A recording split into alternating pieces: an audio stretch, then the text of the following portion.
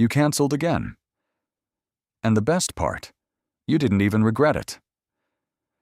While everyone else is out there celebrating, talking, performing, you're home, alone.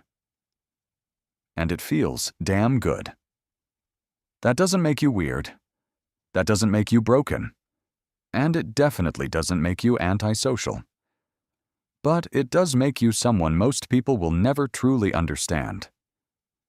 Because what you find in the silence, most people spend their whole lives searching for. And never find. 5 things only people who genuinely prefer being alone will understand. Imagine, no phone, no Netflix, no background noise. Just you and your thoughts. Most people can't handle that for 10 minutes. There's a study where people chose to give themselves an electric shock, rather than sit alone with their own thoughts for 15 minutes. An electric shock. You know what it feels like when everyone else runs. Because you're the one who stays. Not because you have no other choice, but because your mind doesn't go empty in the silence. It gets fuller. Ideas that had no chance during the day.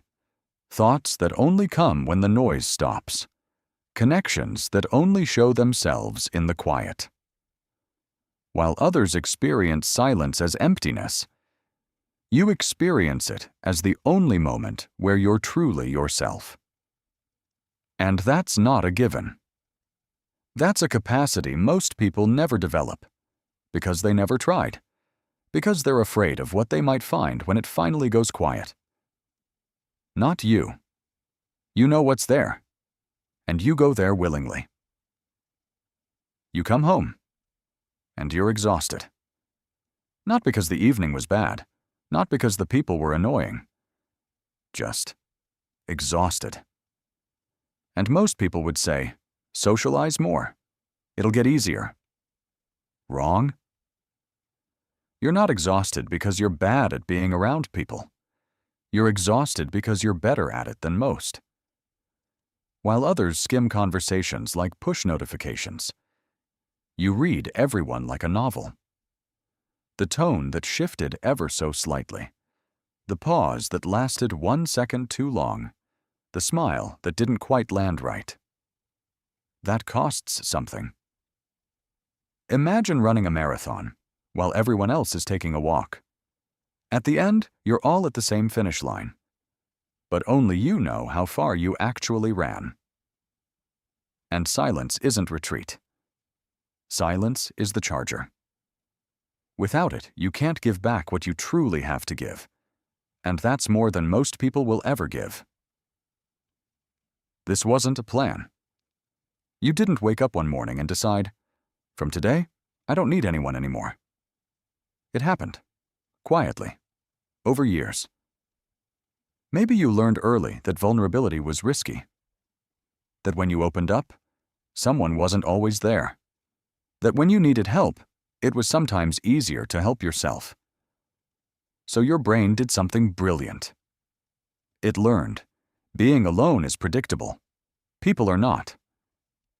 And from that realization, personality formed over time. Today, others call it strength, independence, discipline, self-sufficiency. And maybe it is. But sometimes, independence is a scar wearing a medal. Here's the question that matters. Do you choose silence because it fulfills you? Or do you choose it because closeness once felt like danger? Both answers are okay. But only one of them leads to real freedom. And recognizing that isn't weakness. That's the beginning of everything. You can't control someone who needs nothing from you. No applause, no validation, no constant presence. People who genuinely prefer being alone have developed something most people never reach. They stopped performing their life for others. No post to be seen, no plan to belong, no opinion they need to know who they are. Imagine someone tries to manipulate you with praise, but you don't need the praise. Someone tries to punish you with rejection, but you don't fear the rejection. Someone tries to lure you with belonging, but you already feel like you belong. To yourself. That makes you almost impossible to reach for others. Not because you're cold, not because you don't like people, but because you already know who you are when nobody's watching. And someone who knows that can't be shaken by anything. That's not a quality you can buy. It's not given to you. It forms in the silence. They don't have a big circle. No 100 followers they call friends. No group that meets every weekend because that's just what you do. 2, 3, maybe 4 people. But those people know they were truly chosen. Not out of habit. Not out of fear of loneliness. Not because you happen to meet. Out of genuine want. And do you know what that feels like? Knowing someone isn't with you because they have to be, but because they want to be. Not because you're convenient. Not because you're practical. Not because you've always been there. Because they consciously chose exactly you. That's something most people with 100 contacts in their phone never experience. Being truly chosen. People who prefer being alone don't give out of neediness. They don't give because they're afraid of being alone. They give because they decided to. And that makes every moment with them something that counts, something that stays. You'll keep canceling. You'll keep choosing silence. And you'll keep meeting people who don't understand that. Let them.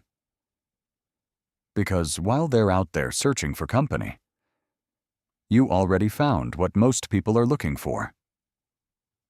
Yourself.